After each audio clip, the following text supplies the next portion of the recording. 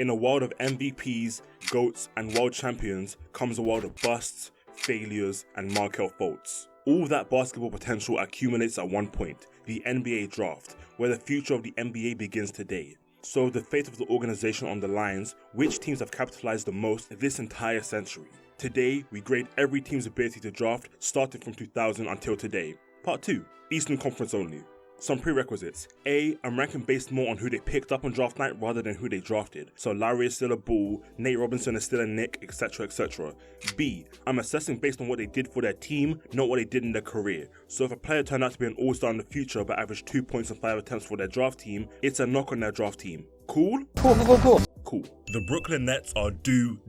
Their best pickup in 24 years was Richard Jefferson. Mr. Clean himself. I mean, he was cool, a steady 17-5-4 with that bald-headed aggression, but he didn't even stay for a full decade. Also had one injured year, so he was basically there for 6, then vanished like the bald-headed avatar he is. So who came after him? Jalen Hands? No, realistically, they had Brook Lopez, who was an all-star at one time, Jarrett Allen for but a fleeting moment of 3 years, and now they have Cam Thomas, who's the Michael Jordan of Jordan Clarksons. But really, that's it. 24 years for a new Kawhi and a light-skinned Lil Bill. Do.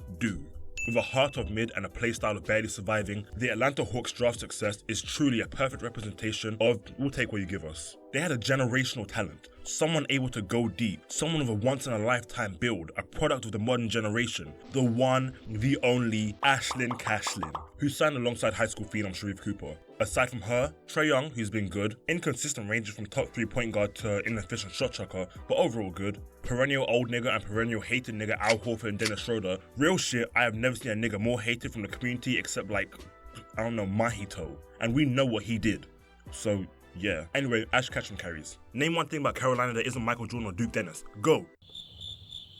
You can't, because they don't have shit going on over there. That's why they can't get picks to stay, because they'd rather be draft busts than live out their career on the Hornets.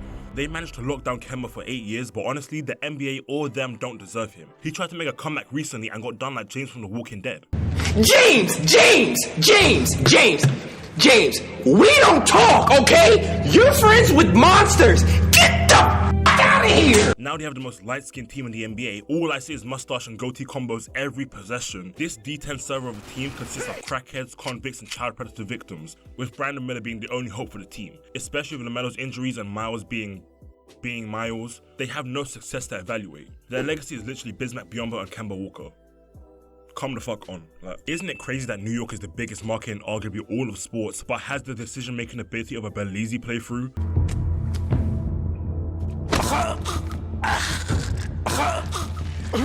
And you're gonna miss your head! Let's not move mad now. They had a couple hits. 2015, Kristaps Porzingis, All-Star in year 3, 23-7 with 2.5 blocks on 45, 40, 80 splits. Short-lived but steady. RJ Barrett, unsteady production, inefficient 25-3, but good enough to show potential. Nate Robinson. Real shit though, if your best player stints are shorter than my relationship with my father, then despite their talents or potential, they aren't contributing factors to their team, so yeah, Glow. Yeah, Glow! The fact the Pistons somehow got a championship with no stars and no elite talent should tell you the type of talent they consistently acquire. They never back true talent, they just get underrated picks and beg them to get in the gym. For their notable picks, their best players are either Cade Cunningham, Tayshaun Prince, or Andre Drummond. Between all three, that's 4 all-defenses, 4 rebound champs, 2 all-rookies, and 1 all-NBA. And Andre Drummond has 6 of these 11 accolades. So their peak is about as strong as Vegeta's hairline. But that's fine, cause like Tristan Thompson, they keep a rotation piece ready. They are Greg Monroe, who was 16 and 10 off the bench. Brandon Knight, who I am legally banned from talking about. Okay, you know how you're on an airplane and the flight attendant asks you to turn your cell phone off? And you like, I ain't turning my cell phone off. That don't have nothing to do with no damn airplane. Well, this is what we get.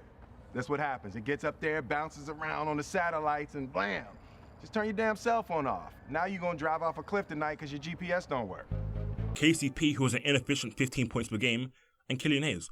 The only saving grace is the position that they're currently in. They could seriously move up from their current young talent. Jalen Duren, Asar Thompson, Jaden Ivey, they have talent ranging from borderline all-stars to first-team All-NBAs, but they have to prove themselves, and this season did not help. Talking about Washington's failures without talking about Jordan Poole is like Katara not comparing some shit to her dead-ass mother. It's not right, but we have to start from the peak. They got the #1 dug year ever. To the niggas that say Chris Brown, I'm not fucking with a nigga doing a 7-step dug. Why is he charging up like a transforming Power Ranger? Nigga, you are not RJ. Furthermore, Wall earned his spot too, came in as the #1 pick and held it down for a solid 8 years. It would have been more if it wasn't for that damn injury. Even if all they gave him was Bradley Beal and a pack of dance moves, they basically called him a coon. Honestly, I don't know what you should have expected when they have a history of doing this. In 2011, Nick Young had one breakout year and they got rid of him immediately. Gilbert Arenas wasn't drafted but was showing legitimate promise, and they gave that nigga Kwame Brown. The Kwame Brown. Denny Advia was called the next Luka. Be so fucking for real, they were always unserious. A symbol.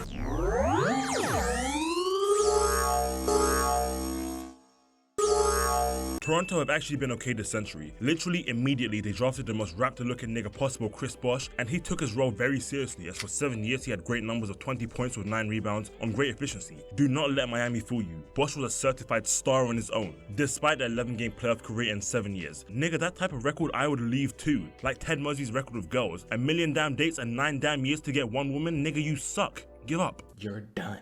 But Toronto basically rebounded immediately with Mr. I Am Toronto, DeMar DeRozan, which led to the nastiest beatdown by the GOAT for half a decade.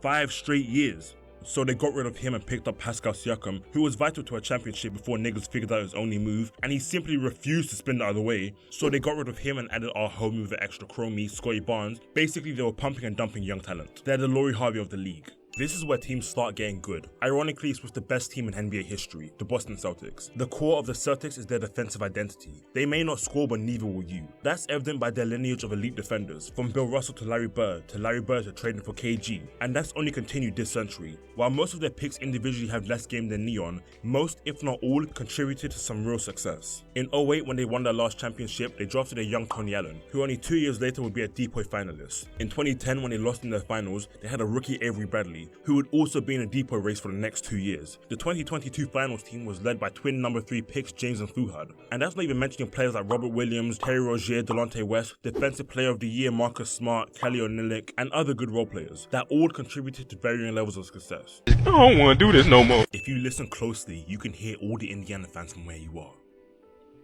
You hear that silence? It's the Indiana fans. One of the oldest teams in the league and one fan?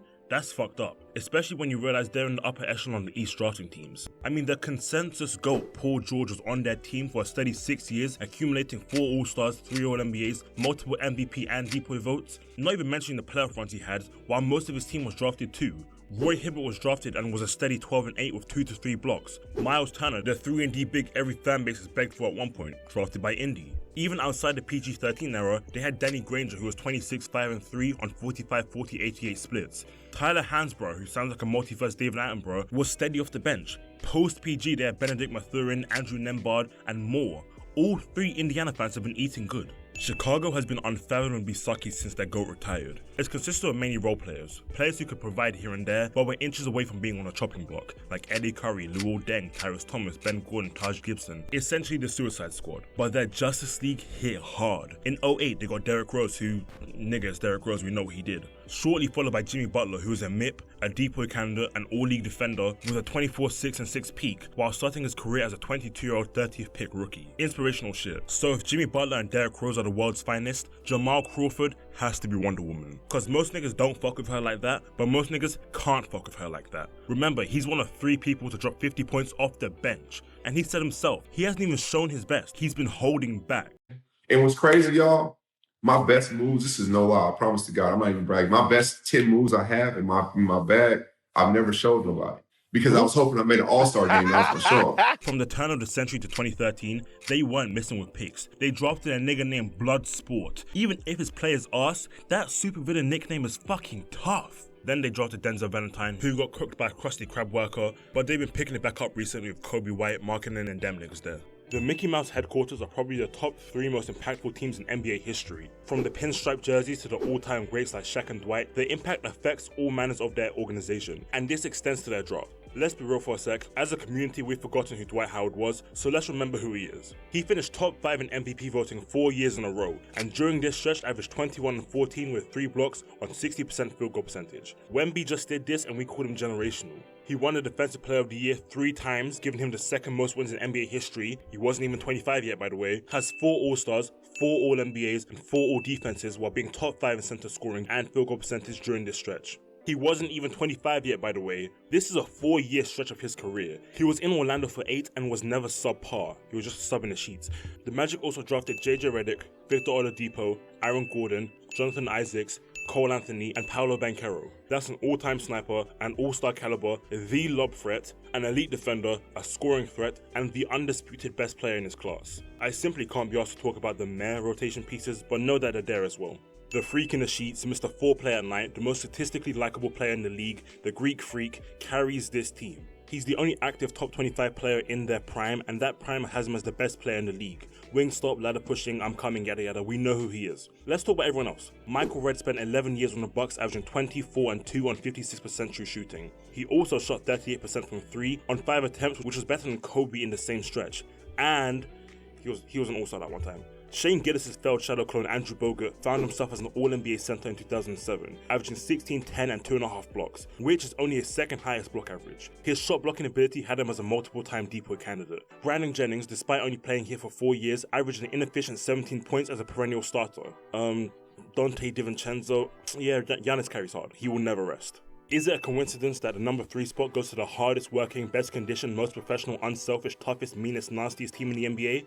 Probably not, because the Miami Heat worked their players to the bone to develop their talent to its fullest potential, and that lends itself to Dwayne Wade being a Finals MVP in his 3rd year and MVP candidate in his 2nd. All-NBA 8 times and All-Defense 3 times, once again over Kobe Bean Bryant. It's how they made the less famous Mario a contributor to a championship team twice. It's how they had Justice Winslow as the future of the league until he left, and how Josh Richardson became a consistent piece for every and any team. That's how they got Bam Adebayo to be the best defender in the league before 25. That's why Tyler Hero has been an elite 6-man on this team while he'd be a core star on any other. That's why Jaime Jaquez has been competing for Rookie of the Year alongside 2 generational big men as a 6'6 forward, because they're the hardest working, best conditioned, most professional, unselfish, toughest, nastiest, meanest team in the NBA.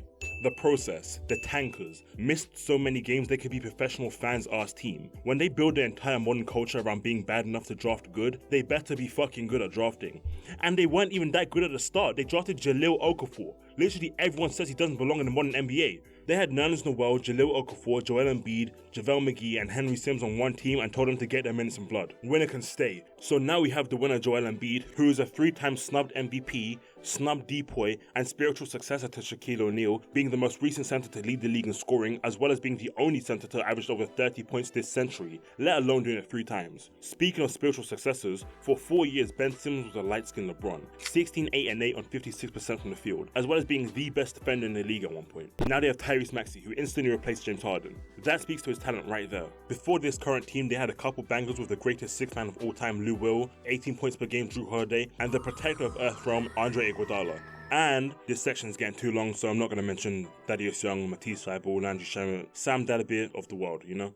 But they're only surpassed by the greatest selection of the modern age, the greatest hooper of today, the glorious king, the reason I get up in the morning, LeBron Ramon James. What can I even say about him? Rookie of the Year, MVP candidate in year 1, All-NBA in year 2, first team in year 3 with 31, 7, and 7, All-Defense in year 6, Depoy finalist at 6'7", 8th youngest MVP ever at the time, became the 2nd youngest back-to-back winner of the MVP award, vanished like Jaden Sheba, then came back not just to win the Cavaliers, but the entire state of Cleveland their first championship. He beat the greatest team ever. They had to assemble the Legion of Doom to best him. Draymond admitted that he was scared of him. The Dirty Dancing King finished top 5 in MVP voting for 12 years straight, undisputed best player in the world for a decade, greatest player of all time, toughest ring ever, greatest player performance in 2018 ever, greatest relationship in sports, greatest hairline comeback, and yeah, the Cavs also had Carlos Boozer, the greatest ball handler ever, Kyrie Irving, Darius Garland, Colin Sexton, defensive prodigy Evan Mobley, the greatest cheater in history Tristan Thompson, who slept with his girlfriend's sister's best friend. That's a move that can break up whole families, but he still got his girl back and continued cheating. Generational shit. Yeah, they're all nice, but the wind beneath my wings LeBron James is the most undeniable, jaw-dropping, eyebrow-raising, stargazing, wall-phasing, electrifying man in sports history, and he didn't even get all the accolades he deserved. But if you want to see all the accolades he did deserve, click this video here. If you like the video, like the video. If you don't subscribe if you want, and I'm done. Okay, bye.